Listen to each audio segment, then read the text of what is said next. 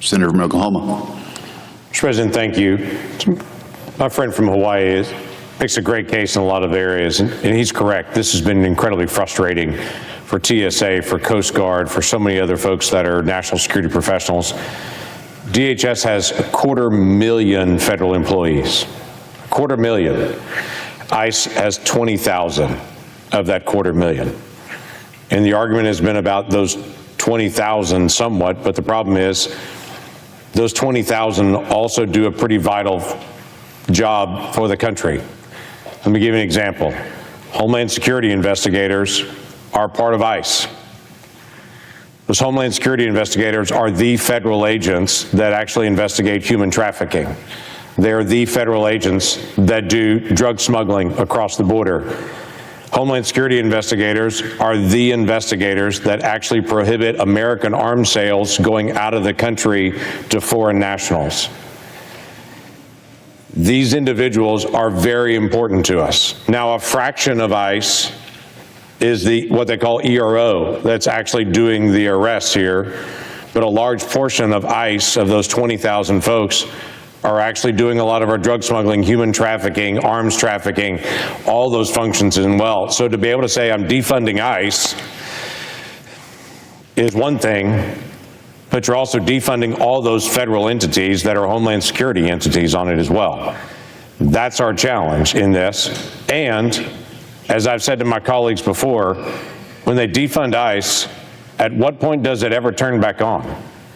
At what point did I ever come back to my Democratic colleagues and say, it's time to actually fund ICE? The pressure from the hard left outside has been so focused on defunding ICE, defunding ICE, defunding ICE, that's going to make it very, very difficult for any of my colleagues to ever vote and say they're going to do this. Now, as far as the negotiation process, my colleague from Hawaii is correct. There have been some letters that have been exchanged. Part of my frustration, and I've shared it with him before, is that the offer that he was dictating was actually made and there was no response that came back for 18 days.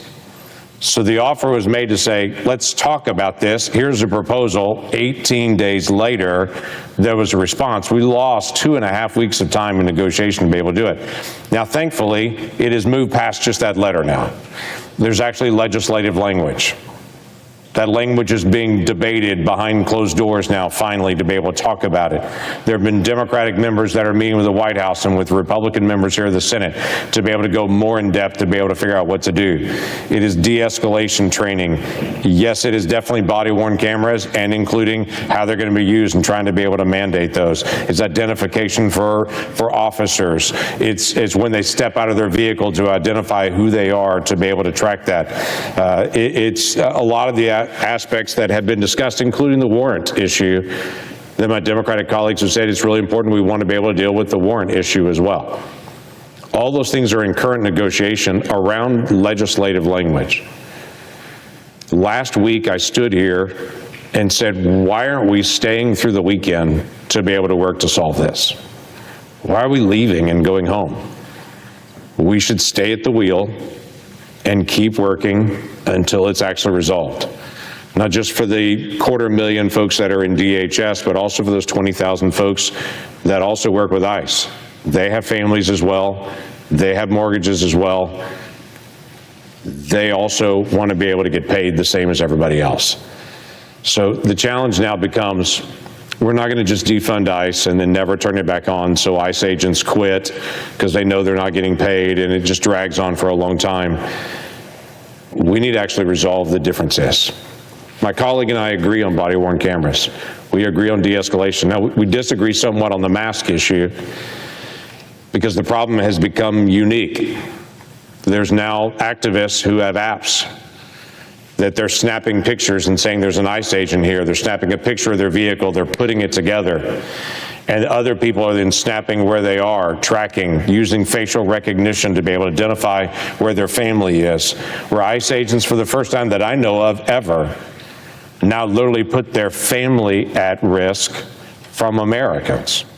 In the past, ICE agents knew that there were cartels that were pursuing them. Now it's not just cartels, it's left-wing activists that are now trying to snap a picture of them. And so while they're in one city, You can actually have an activist show up at their hometown, at their home address, and to be able to torment their family there. For the sake of the ICE agent and for their kids, why would we not allow them to be able to protect themselves and to be able to protect their family? They're doing a job that the federal government has asked them to do, to go pick up criminals and to go pick up criminal aliens. Let's protect their family in the process of actually doing that. So I do object to this, but I'd love to be able to offer a second alternative to this in the days ahead, so I object.